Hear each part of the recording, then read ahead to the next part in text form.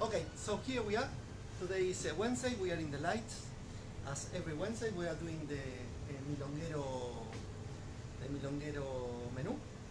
Today we have couscous, vegetarian option, and chicken, free range. The chickens were very, very happy, and they decided that they didn't want to live anymore, so they came to the couscous. So basically, I think I give you the recipe before, so I won't go from all the recipe, but I'm gonna give you a few tips. One of the tips is the harissa. You know, the couscous, Moroccan couscous, use spicy to put. Okay, so what is the Moroccan couscous? The couscous is like the typical couscous that we know. So here you have it. That basically what I did is I took the package of couscous. I like a French brand that is quite good. That is this one, you know, Ferrero. So the thing is to make the couscous to separate like this one. What I do is I take the couscous and I put a little bit of water, butter, and a bit of olive oil, and I wrap it with my hands. Okay, I start to incorporate the butter into the couscous. Today I use this one. Usually I put a bit of ground cumin and a bit of canela, but I found this seasoning and I put a little bit there. So we have this couscous. The couscous is it shouldn't have too much of a taste. Okay, it's not like when you do couscous with vegetables inside, that in this case the whole thing become flavory. But in this case the couscous is like the bread in a way, so, or like the rice in a curry, you know. So we're gonna use it as a side, and we don't want it too strong because the flavor doesn't come from the couscous. The flavor comes from the actual soup that we're doing. So here we have the soup, and that's something that you can that you can see a lot of in Paris. You know, like every Thursday in Paris, there is in some areas close to Père Lachaise there is a free couscous. So you basically you have the drink, you pay the drink or the dessert, but then you get the couscous in some restaurants. So this is it's a soup with the vegetables, and you want it in big chunks, you know, not like a cut, like a minestrone. You want big chunks of potato, a sweet potato, a carrot. I put some peppers, and I put something that make all the difference. That is preserved lemons, and I'm gonna show you. And that's, of course, is more for the tahini. Okay, it's more for the meat one. But also work here. I'm gonna show you in the one with chicken. These preserved lemons are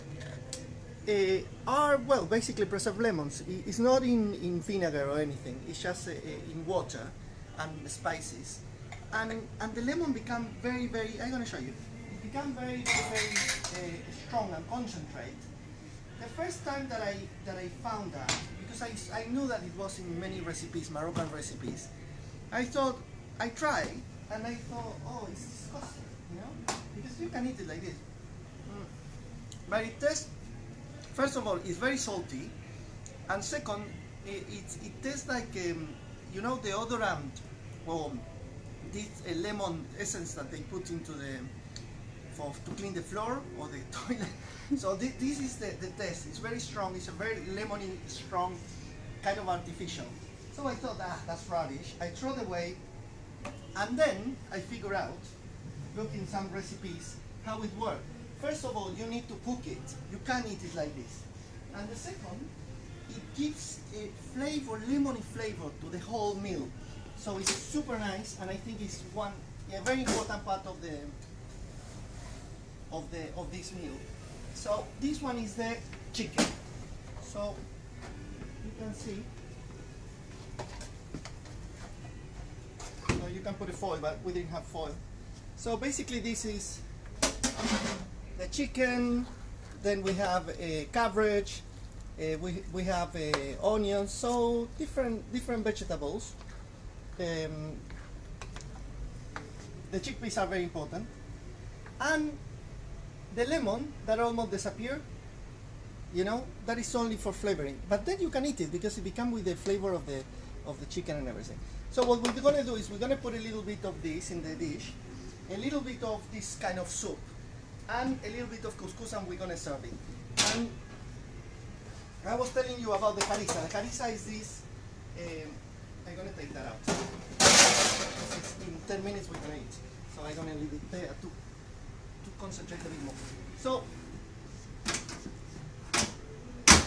the harissa, I've been making the harissa homemade. It's very easy to do, and it's kind of very different from the one you buy. So basically, to do it, you take chilies, dry chilies, and I think I finished that. Dry chilies, you put it in the mixer, and you put with a bit of oil, and then you put spices, cumin or whatever you want to put, and you put tomato sauce, concentrate. You know, no fresh, no concentrate tomato sauce, the one that you use like double concentrate tomato sauce. That, you know, the tomato sauce is quite sweet, and that is gonna give the vehicle for the chili. So all the chili with the seeds, everything, gonna be kind of working with the sweet of the tomato sauce and the little spices, and that's what, and it have to be very spicy, and you can mix it with a little bit of water or oil. So that's what I'm doing now, you see, to make it easier to put into the couscous later on. Okay, so I won't put it, the people will put it. So basically that's it. We have the couscous, vegetarian option, and the other, and we have this brownie that the only thing I put on top of the on top of the recipe is I put a little bit of Queen's liquor from Poland, that will bring a bit of liquor.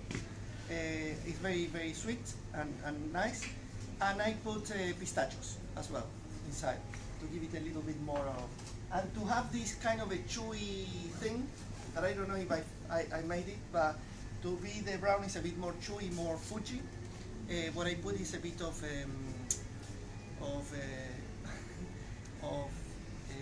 syrup, you know, the syrup, golden syrup. That is like the keto from States. Okay, thank you very much. See you next time. £5 for the menu. You come, you eat, we eat all together, and then we go and we dance. Okay, see you later.